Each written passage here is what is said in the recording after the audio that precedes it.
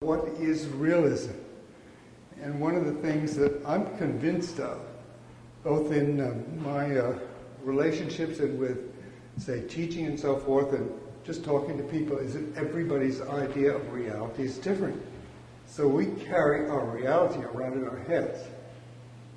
And I noticed this, for instance, some people, and just huge variety of differences of what we see. One person walking down here, this street, will see something entirely different. Probably will edit out a lot of this stuff, and I think we tend to edit things out.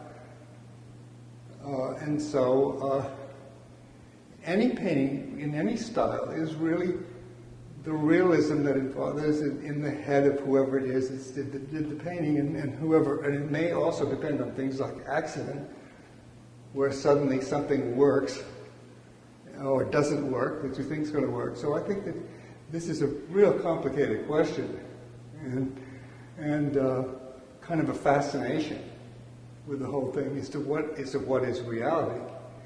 And there's no question about it. As I say, I keep coming back to this idea. It really is a personal thing. You know, where I guess I could cite the example, which I do sometimes, of my wife and I driving down the road. Now, she was very into raising, especially wild. She went to a phase where she was looking for wild asparagus. So we'd be driving down the road, I remember one time, and she would say, "Stop the car, there's some asparagus," and it would be among the grass, and she'd seen it. Meanwhile, I was looking at the hills or something and seeing something totally different.